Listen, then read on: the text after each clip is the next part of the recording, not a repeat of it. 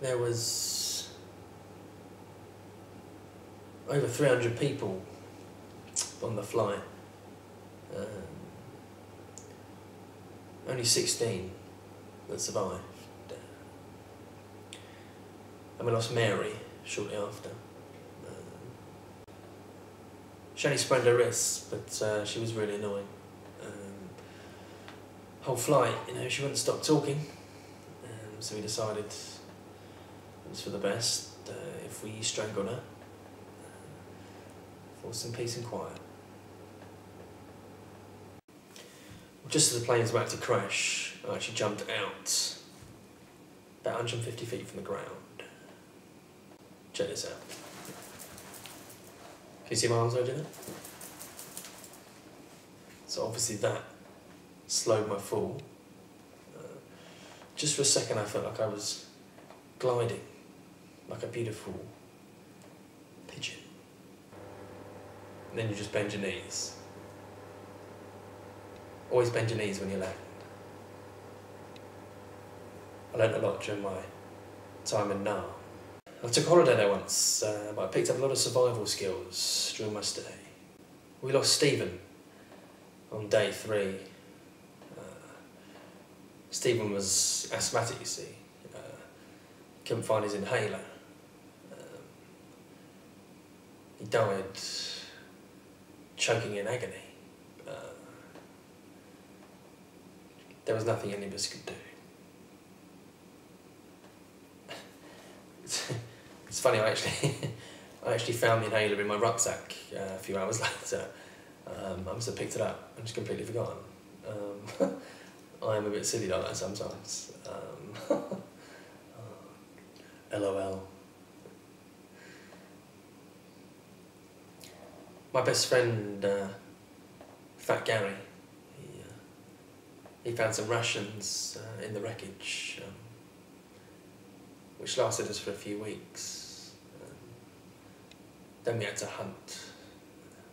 We made sharp spears to hunt fish and small creatures roaming the island. But it wasn't enough to feed the whole group. We were still hungry. Desperate.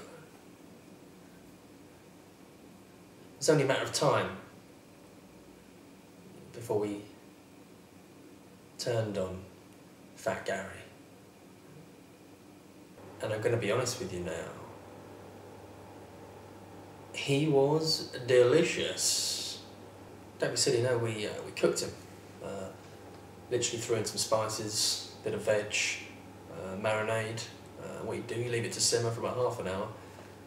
Boom, done. Cracked open a bottle of bubbly. Really nice evening. Really nice. A cracking feast. Cracking feast. I don't know, maybe whether you want to show the recipe at the end. I don't know. We didn't know. The next day, Linda found a Starbucks further down the beach. So we could always grab a coffee in there when we wanted. They do a really nice panini. I think Gary would have tasted nice in a panini, actually. We used Steve's head for a while for beach volleyball until the smell was too much to bear. But most of us would just sunbathe or we'd swim. That is until we lost Linda. Me and Linda had a swimming race to the large rock and bank. We were neck and neck. Neither of us saw the shark coming until it was too late. She was just dragged to the depths. Just a small pool of blood left behind. So, technically, I still won the race. 4 months in, we discovered a small community of males living on the other side of the island. And they were friendly at first, you know, they welcomed us, they shared their knowledge, their food, their tools. And then Sunday came.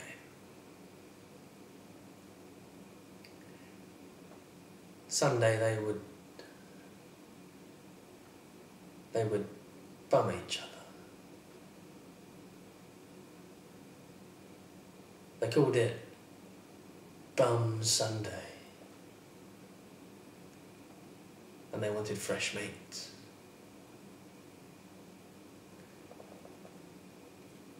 And I told Nigel to run. I said, we've got to escape. And he just stood there. And he froze. And he was so scared. And I couldn't get to him in time.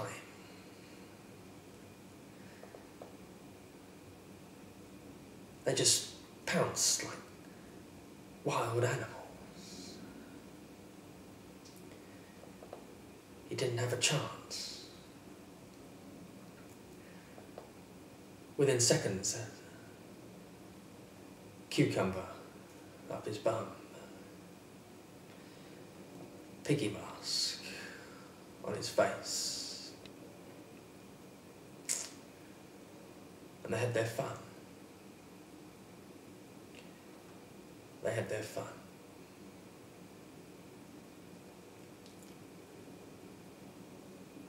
I thought about rescuing Nigel, I really did.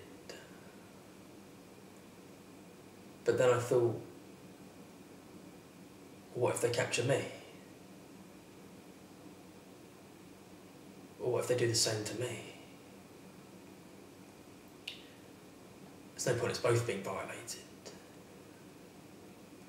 So I ran away. But I'm pretty sure he asked me to save myself anyway. He definitely said, Jimmy, go Jimmy, save yourself. Don't come back, Jimmy. Go.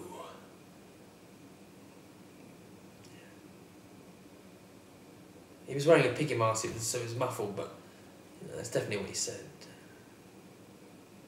Definitely what he was thinking.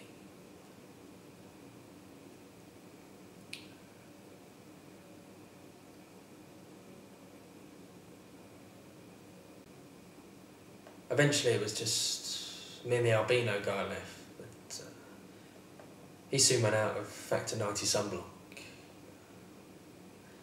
Stuff was like cement. He needed a spacesuit in the blistering heat. When I found his body, it was just like a big red lobster.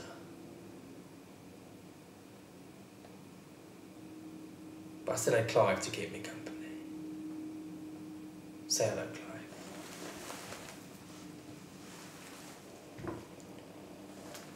Hello, man. I am Clive. I can't do a Mauritian accent, so he's Jamaican. How did we escape?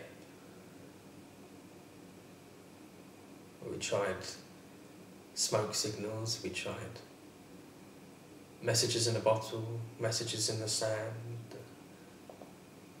We even built a raft. But everything failed.